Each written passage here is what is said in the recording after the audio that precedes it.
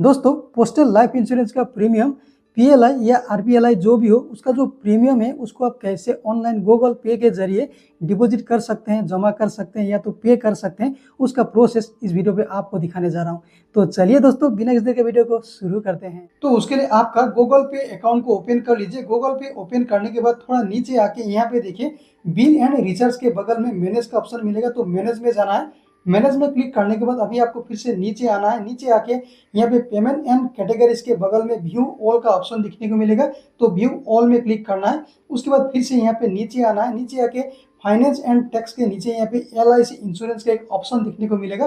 तो अभी आपको पोस्टल लाइफ इंश्योरेंस आरपीएलआई या पीएलआई के लिए आपको यहाँ पे एलआईसी इंश्योरेंस वाला ऑप्शन को क्लिक करके ओपन करना है। ओपन करने के बाद अभी देखिए ऊपर में एक सर्च बार निकल के आ जाएगा, तो आपको सर्च में क्लिक करके आपको पोस्टल लाइफ इंश्योरेंस सर्च करना है। पोस्टल लाइफ इंश्योरेंस सर्च करते देखिए यहाँ पे postal life insurance bill payment बोल के इस तरह से आ जाता है, बिलर्स। ओके, तो अभी पोस्टल लाइफ इंश्योरेंस में क्लिक करके इसको ओपन कर लेना है। इसमें क्लिक करने के बाद देखिए यहाँ पे एंटर अकाउंट डिटेल्स बोल के इस तरीके का इंटरफेस यहाँ पे आ जाता है। अभी यहाँ पे ये बॉक्स में सबसे पहले पॉलिसी नंबर डालना है। अगर आपका पॉलिसी नंबर आपको पता नहीं है तो आपका पोस्टल लाइफ इंश्योरेंस का जो पॉलिसी बुक है उस पॉलिसी बुक्स में आपको ऊपर में ही दिखने को मिलेगा, देखिए पॉलिसी नंबर।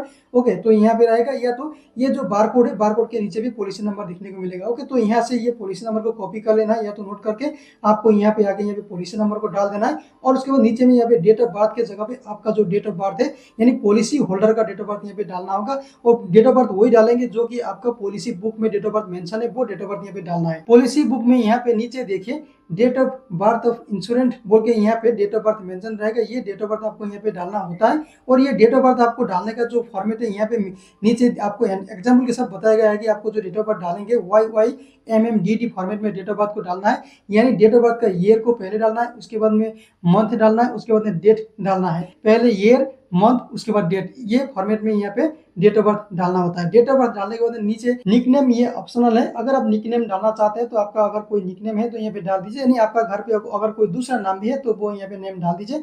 उसके बाद नीचे कंटिन्यू में जाना है। कंटिन्यू में जाने के बाद आपके डिटेल्स के हिसाब से यहाँ पे आपका पॉलिसी फाइंडिंग हो रहा है। जब आपका पॉलिसी फाउंड हो जाएगा तो यहाँ पे दिखने को मिलेगा, देखिए यहाँ पे फाउंड ए मैच बोल के, और नीचे में अकाउंट होल्डर नेम यानी किसके नाम पे पॉलिसी है उनका नाम दिखने को मिलेगा। उसके बाद में policy number, date of birth और निक नेम। ओके, तो ये डिटेल्स वेरीफाई कर लेना। अगर सब कुछ सही यहाँ पे शो हो रहा है तो नीचे लिंक में क्लिक करना। लिंक में क्लिक करते ही यहाँ पे जो पॉलिसी था वो गूगल पे के साथ लिंक होगा। लिंक होते ही यहाँ पे दिखने को मिलेगा बिल स्टेटस, यानी जो प्रीमियम जमा करना है वो अमाउंट यहाँ पे दिखने को मिलेगा। और अगर प्रीमियम पहले से जमा किया हुआ है तो नीचे यहाँ पे पेड दिखने को मिलेगा, और जमा किया नहीं है तो नॉट पेड दिखने को मिलेगा। ओके, तो उस हिसाब से देखिए ये पॉलिसी को फेस करके यहाँ पे जो प्रीमियम आया है 790 रुपीज़, तो ये 790 रुपीज़ यहाँ पे नीचे नॉट पेड है, यानी ये पेड हुआ नहीं है, पे अभी तक हुआ नहीं है, तो उसको पे करना होगा। और पे करने का डेट यहाँ पे देखिए बिल डेट अगस्त 1 to अगस्त 31 दिया है। यानी जो पोस्टल लाइफ इंश्योरेंस होता है चाहे वो आरपीएलआई हो या पीएलआई हो, उसको आप मंथ के 1 तारीख से लेकर मंथ का अंत तक कभी भी आप उसको पे कर सकते हैं, क्योंकि अभी तक पोस्टल लाइफ इंश्योरेंस की तरफ से प्रीमियम जमा रखने का,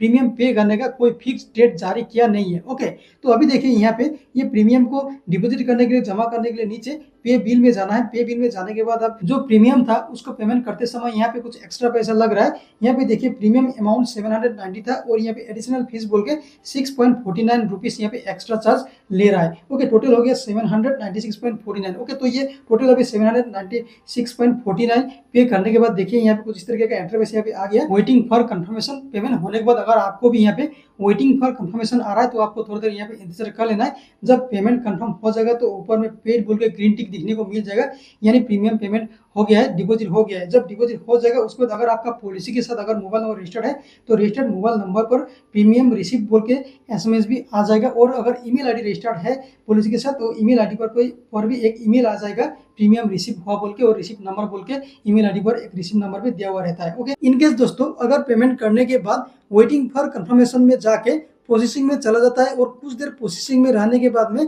पेमेंट फेल हो जाता है, तो फेल होने के बाद में अमाउंट अगर अकाउंट से डेबिट हो जाता है तो ऐसे में जनरली फेलियर ट्रांजैक्शन का अमाउंट ओरिजिनल पेमेंट मेथड में रिफंड या रिवर्सल के थ्रू वापस आ सकता है। मेरे केस में 2 बार पेमेंट फेल हुआ था और दोनों बार ही जो फेलियर ट्रांजैक्शन का अमाउंट था वो बाद में रिफंड आ गया था। तो उम्मीद करता हूँ दोस्तों वीडियो आप लोगों के लिए हेल्पफुल रहा होगा। और दोस्तों वीडियो हेल्पफुल रहा होगा तो वीडियो में एक लाइक और कमेंट जरूर करना, और हो सके चैनल को सब्सक्राइब करना ताकि आपको इस तरीके का और भी अपडेट मिलता रहे।